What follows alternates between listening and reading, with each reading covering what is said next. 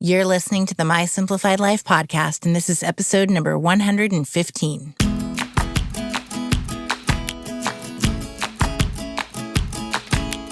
Welcome to the My Simplified Life podcast, a place where you will learn that your past and even your present don't define your future. Regardless of what stage of life you're in, I want you to feel inspired and encouraged to pursue your dreams, simplify your life, and start taking action today. I'm your host, Michelle Glogovac, and I'm excited to share my stories and life lessons with you while taking you on my own journey. This is My Simplified Life.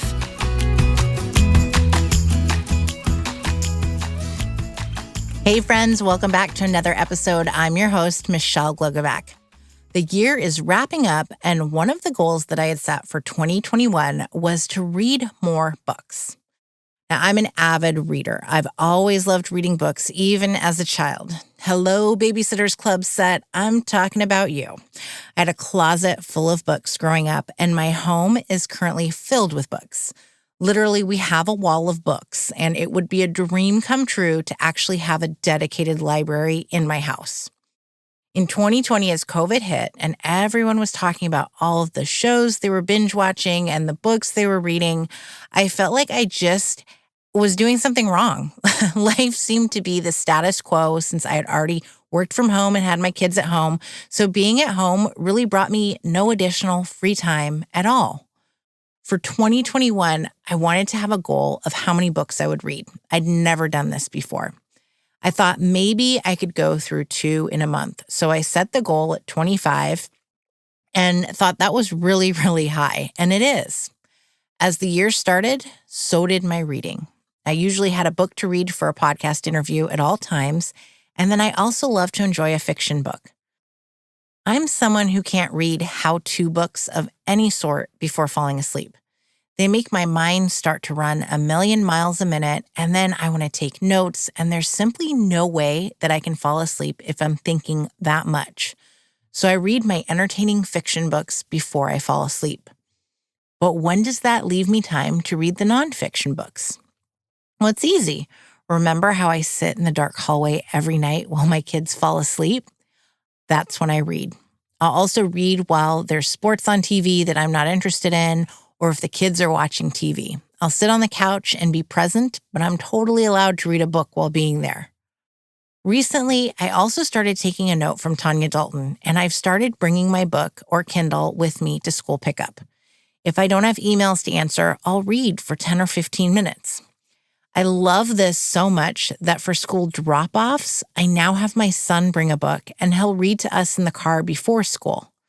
Not only does it keep them entertained, but it also means one less thing he needs to do for homework when he gets out of school. It's a total win. Funny thing is that I've always said I was someone who could only read one book at a time. And yet this year, I found myself reading a minimum of 2 at once and sometimes up to 4 books at one time. As I record this, I'm in the middle of my last 2 books of the year, or so I think. One is a fiction book by Sofia Kinsella, her new one, and I'm reading it with my friend Karen. The other one is J.K. Rowling's The Christmas Pig that I'm reading to the kids before Christmas. This will bring my total to 35 books this year. I know some people who have read a ton more, and it really amazes me. But I have to say, I'm pretty darn proud of myself for being able to fit this into my life.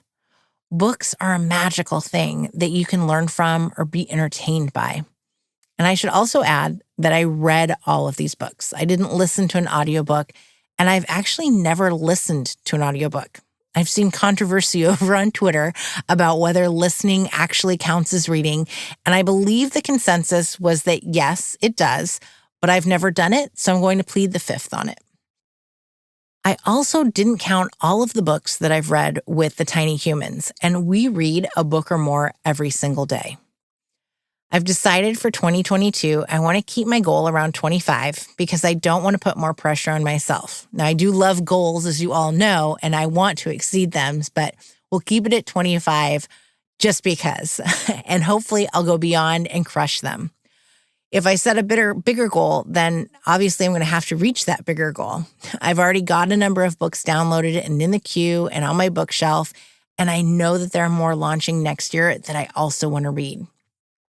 Reading is a priority for me. It's also something that relaxes me and that I do every night before I fall asleep.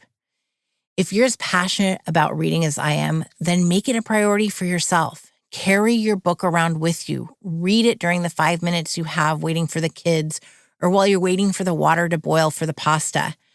Honestly, I will read my book while I'm making pancakes on the weekend, waiting to flip them. No joke.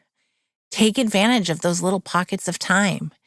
In the show notes, I'm going to add a link to the list of books that I've read this year. There wasn't a single bad one.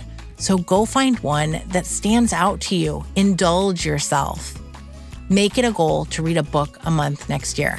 Whether for fun or education, a book is a great escape. Until next week, friends, stick your nose in a book, learn something new, and escape to a new place.